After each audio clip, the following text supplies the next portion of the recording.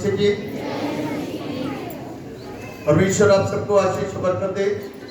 आज के इस पावन दिन में, इस पावन अवसर पर, कि परमेश्वर आपके जीवन के अंदर खुशियों को लेकर के आए, आपके जीवन के अंदर आपको लेकर के आए, और आप और आपका परिवार, आपका खानदान आशीषित हो, महिमान्वित हो, और उस सत्य को जाने, सत्य उनको आजाद करे। आमीन आमीन। परमेश्वर का धन्यवाद देते हैं। इससे पहले कि हम लोग वचन में आगे बढ़ें, मैं उन हिस्सों की पुनरावृत्ति करूंगा जो आरंभ में पढ़े गए थे। पहला हिस्सा जो बाइबल से पढ़ा गया था पुराने अहदनामे में से मीका नबी की पुस्तक, उसका 5वां अध्याय, उसके 2 पद से लेकर के 4 पद तक। दूसरा हिस्सा जो पढ़ा था पत्रियों में से, वो तीतुस 3:4 से 7, और उसके बाद में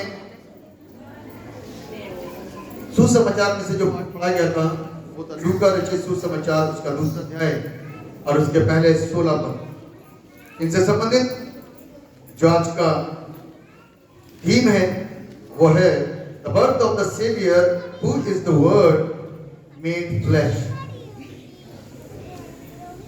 बाइबल हमको इस बात को बता रही है कि उद्धारकर्ता का जन्म जो देहधारित हुआ, उद्धारकर्ता का जन्म जो देहधारित हुआ, यानी कि उद्धार करता, यानी कि जिसके हाथ में उद्धार करने की ताकत है। आमीन। इस विषय के ऊपर आज हम लोग मनन करेंगे और प्रभु के नाम को महिमा देंगे और कोशिश करेंगे कि वचन को सीखें और आशीषित हो सके। अपनी आंख को बंद करेंगे और दुआ में एक साथ शरीक होंगे। जीवित समर्थी पिता परमेश्वर, आपसे प्रार्थना करते हैं आप अपनी दया और अपनी करुणा को हम सबकी जिंदगी के ऊपर बनाइए और हम सबको आशीष दें, ताकि हम वचन पे चलते और बढ़ते हुए परमेश्वर को सुने, सीखे, समझे और जाने, और उसकी स्तुति और उसकी प्रशंसा को करें। प्रभु सब पर मेहर और सब पर दया को बनाइए, सबको आशीष दीजिए, ना तो बल से ना शक्ति से, पर प्रभु आपकी सामर्थ के द्वारा आज ये वचन हमारी जिंदगियों में प्रभु घर करें और हम आशीष पाएं। धन्यवाद हो पिता इस बात के लिए कि आपने प्रार्थना को सुना और आपने आशीष प्रदान की। सरादर महिमा गौरव आपको देते हुए इस दुआ को आपके नाम में मांगते हुए ऐसे सुनिए और कबूल कीजिए। आमीन। प्रभु यीशु क्रिस्त के जन्म की हार्दिक शुभकामनाएं आपको और आपके परिवार को बहुतायत के साथ में प्राप्त होने पाए। परमेश्वर आपको और आपके परिवार को आशीषित करे और महिमा से भर दे। तो मैं आपको एक विषय और एक शब्द के ऊपर ले जा रहा था, वो था उद्धारकर्ता। क्या है? उद्धार नहीं, उद्धार करता है ना। क्या उद्धार क्या है? ये शब्द क्यों इस्तेमाल होता है वे बताएं। उद्धार क्या है? कोई बताए?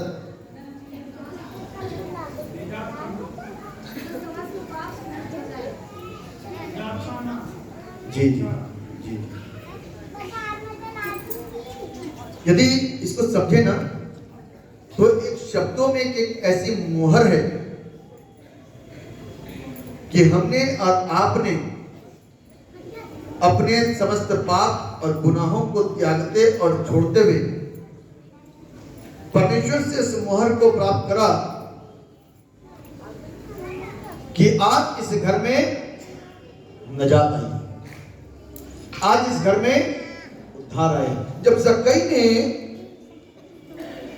अपने पापों को छोड़ा और त्यागा तो प्रभु यीशु मसीह के अल्फाज उसके लिए क्या थे मालूम है? आज इस घर में उद्धार आया है, आज इस घर में नजात आई है। ये घर का मतलब क्या था? ये बिल्डिंग से मतलब नहीं था जो उसने तैयार करी थी, जिस घर में वो टैक्स को इकट्ठा कर करके एक सुनहरा सा सुंदर सा मकान बनाया था, बंगला बनाया था, उसके लिए नहीं कह रहा हूं।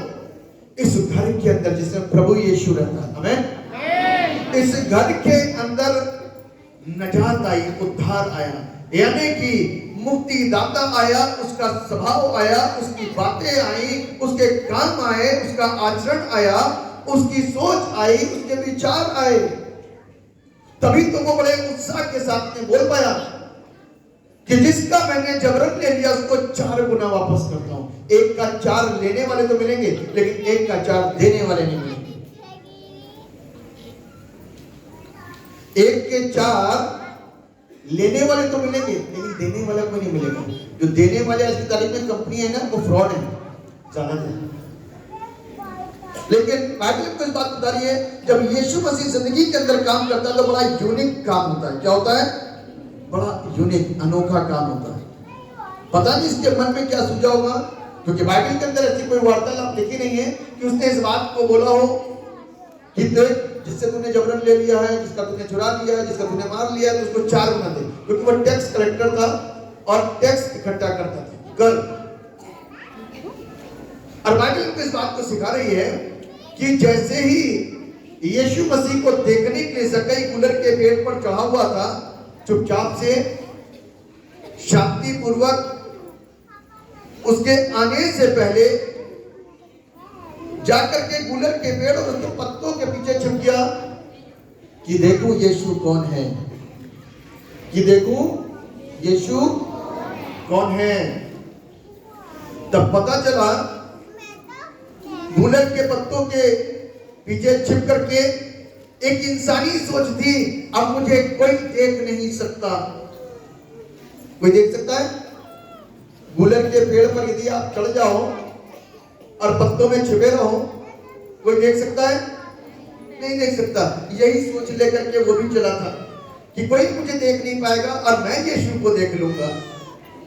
यदि कोई यीशु मसीह को ढूंढने के लिए और यीशु मसीह को देखने के लिए निकला है, तो इस बात को ध्यान कर लीजिएगा, इस बात को समझ लीजिएगा कि यीशु आपसे पहले आपको देख चुका है। आमीन। बाइबल इस बात को बता रही है कि जब फिलिप्पुस ने नथनएल से कहा चल, हमें मुक्तिदाता मिल गया, उद्धारकर्ता मिल गया, तो तुरंत नथनएल ने इस बात को फिलिप से बोला कि क्या कोई उद्धारकर्ता नासरत में आ सकता है? क्या ऐसा कोई अच्छा काम नासरत में कभी हो भी सकता है? सारा तो भ्रष्ट है नासरत, क्या कुछ अच्छा हो सकता है? उसने कहा चल के देख ले। कहता मैं बहस नहीं कर सकता, बाइबल में लिखा है। उसने कुछ ऐसा नहीं करा, ना बहस करी, कुछ नहीं करा। उसने कहा चल के देख ले, 2 शब्द बोले, चल कर देख ले। और उसको लेकर के गया। तब नथनएल की यीशु से मुलाकात हुई। तब यीशु ने कहा जब तू पेड़ के तले बातें कर रहा था तब मेरी दृष्टि तुझ पर पड़ चुकी थी। आमीन। जब सारी चीजों को हम अपनी सोचों में लेकर के चल रहे होते हैं ना, अच्छी सोच, नेगेटिव नहीं, अच्छी सोच जब लेकर के चलते हैं ना, तो परमेश्वर को पता चलता है कि कौन सा बंदा अच्छी सोच के साथ में आगे बढ़ रहा है। और उसी समय और उसी क्षण प्रभु हमको और आपको क्या कर लेते हैं? देख लेते हैं। आमीन। उसी क्षण प्रभु हमको और आपको देख लेते हैं। और जब जक्कई ने सोचा ही होगा कि मुझे कोई नहीं देख पाएगा, लेकिन मैं देख लूंगा, क्योंकि मैं बुद्धिमान हूं, मैं देख लूंगा यीशु को। मैंने बड़े चर्चे सुने हैं यीशु मसीह के कि वो ये करता, वो करता, वो अंधों को आंखें देता, लंगड़ों को चलाता, गूंगों को बुलवाता, दुष्ट आत्माओं को निकालता, मुर्दों को जिंदा करता। बहुत चर्चाएं सुनी है हमने। आज चलो छिप करके देखते हैं कि कौन है। तो बाइबल हमको इस बात को बताती है, जैसे ही यीशु मसीह अपने पूरे काफिले के साथ, काफिला शब्द मैं यूं बोल रहा हूं, वो यीशु का काफिला तो नहीं था, लेकिन यीशु के पीछे चलने वाले लोग थे, एक बड़ी भीड़ थी। काफिला का मतलब मालूम क्या होता है? कि उसके अपने लोग, है ना, उसके अपने लोग। अब यीशु के अपने लोग उसके चाहने वाले इतने ज्यादा थे, इतनी तादाद में थे, क्योंकि यीशु मसीह के इर्द गिर्द से निकल जाने से ही लोग चंगे हो जाते थे। तो भीड़ की भीड़ चलती थी कि चंगे हो जाएं, आजादी मिल जाए, मुक्ति मिल जाए, चंगाई मिल जाए, बेटी ठीक हो जाए, बेटा ठीक हो जाए, शादी हो जाए, जानवर ठीक हो जाए, वीजा मिल जाए, नौकरी मिल जाए, पढ़ जाए, बुद्धि मिल जाए, नशा छूट जाए, तरह तरह की बातें जो आपकी है ना, वही बातें उस जमाने में भी चला करती थी। इसीलिए भीड़ की भीड़ यीशु के पीछे चलती थी। इसलिए मैंने शब्द बोल दिया काफिला। और बाइबल को इस बात को बता रही है, यीशु जैसे ही गुलर के पेड़ के पास में आए, तब प्रभु ने इस बात को बोला, जक्कई झट नीचे उतरा। जक्कई तो उसी समय एकदम से हार्ट फेल होने वाला होगा, किसी ने नहीं जाना, मेरे लोगों को भी नहीं पता कि मैं कहां हूं। आज तो फोन भी बंद कर दिया ताकि किसी को पता ही नहीं चल पाए मेरी लोकेशन में कहां हूं। इसको कैसे पता चल गया? पहला क्षण तो वही होगा जब स्ट्राइक करा होगा, कुछ तो है। आमीन, कुछ तो है। अभी तक तो मैंने दूसरों के लिए सुना था, लेकिन आज अपने लिए सुन रहा हूं कि बगैर मेरे सूचित किए, बगैर मेरे कुछ बोले, बगैर मेरे फांसे, बगैर मेरी आवाज निकाले और छुप करके मैं बैठा हूं, कोई नहीं देख पा रहा, सिर्फ मैं देख रहा हूं। इतनी बड़ी भीड़ कोई नहीं देख पा रहा, लेकिन इसने कैसे देखा? ऐ जक्कई झट नीचे उतरा और जक्कई नीचे आ गया। अब पहली बात, मुझे ये नहीं पता कि वो कैसे चढ़ा होगा, कैसे उतरा होगा, उसका तो मुझे वर्णन नहीं है, लेकिन नाटा था वो बहुत। जब बाइबल में लिखा हुआ है ना नाटा था, तो समझ लो नाटा ही था वो। काफी छोटा होगा तभी नाटा शब्द लिखा गया है ना। तो वो नीचे उतर के आया और प्रभु में से कहा कि चल तेरे घर चलते हैं। बस इतनी देर के अंदर जक्कई की जिंदगी बदल गई और वो यीशु उसके जीवन में उतर गया और उसने यीशु को अपने जीवन के अंदर रिसीव किया। उसी दिन उसके लिए क्रिसमस हुआ, उसी दिन उसका जन्म हुआ, दूसरा जन्म। जब हम अपने पुराने मनुष्यत्व को त्याग और छोड़ करके एक नए मनुष्यत्व को पहनते और ओढ़ते हैं, नए आचरण में आते हैं, नए स्वभाव में आते हैं, नई सोच में आते हैं, नए विचारों में आते हैं, नए कामों में आते हैं, त्याग जैसी भावना आती है, घमंड जैसा स्वभाव चला जाता है, बुराइयां चली जाती हैं, गलतियां दूर हो जाती हैं, क्रूतियां खत्म हो जाती हैं, सब कुछ बाहर और यीशु अंदर। आमीन। क्योंकि यीशु का बुराई के साथ और पाप के साथ में कोई भी रिश्ता नाता दूर से दूर तक नहीं है, और रिश्ता नाता दूर से दूर तक नहीं, फिर भी पापियों के लिए आ गया और पापियों के गुच्छे में आकर के बैठ गया, है ना। गुच्छा समझते हैं ना, अंगूरों का गुच्छा देखा किसी ने? गुच्छा, फूलों का गुच्छा। यानी कि ये जो संसार है ना, ये पाप का गुच्छा है। यीशु इस पापी संसार में आ गया, जबकि पाप से बहुत दूर से दूर तक कोसों दूर, और इस पापी संसार में प्रभु यीशु आ गए ताकि हम जितने पाप में पड़े हुए हैं और डूबे हुए हैं, उनको छुटकारा और उनको आजादी मिल सके। हम पापों से अपने स्वतंत्र हो सके, पापों से आजाद हो सके, और वही आजादी को देने के लिए प्रभु यीशु मसीह आया। जन्म आज क्या खुशी है। कितने साल हो गए मालूम है? 2022। कितने साल हो गए? 2022। इतने साल कोई जन्मदिन मनाता है, लेकिन हम अब मना रहे हैं। हम अब मना रहे क्यों? क्योंकि उन यादों को ताजा रखे हुए हैं, क्योंकि यीशु मसीह जीवित है, क्योंकि यीशु मसीह आज भी हमारी जिंदगियों के अंदर जन्म लेता है। आमीन।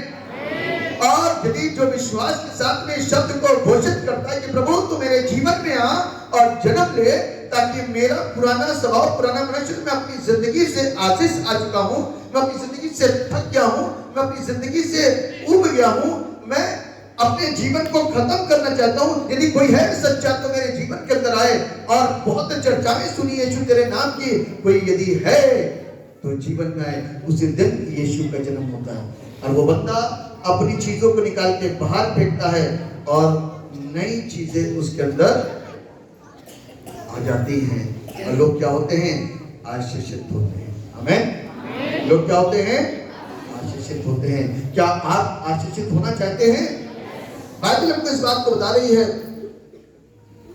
बड़ा खूबसूरत तरीके से यहां पर लिखा हुआ है लूका 2 में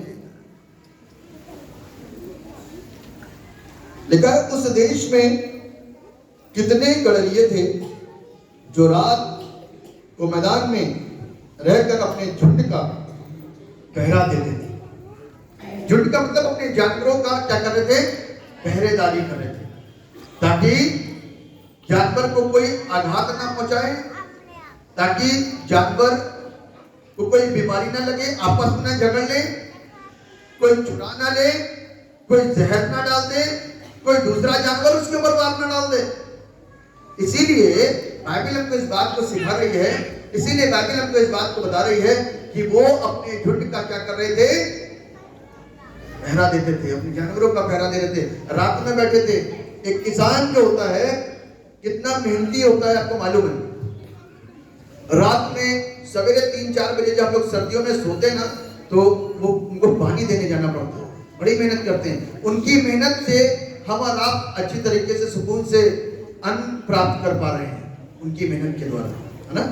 तो वो जाते हैं अपने जो उनकी भूमि होती है, खेती बाड़ी की भूमि होती है, उसे देखते हैं, सींचते हैं, पानी डालते हैं, सारे काम करते, दिन रात एक करते हैं, तब जाकर के फसल मिलती है, तब जाकर के फसल मिलती है और वो सफल होते हैं। और बाइबल को इस बात को बता रही है कि यहाँ पर गड़रिये थे जो रात को मैदान में रहकर अपने झुंड का पहरा देते थे, और प्रभु का एक दूत उनके पास आ खड़ा हुआ और प्रभु का तेज उनके चारों ओर चमका और वे बहुत डर गए।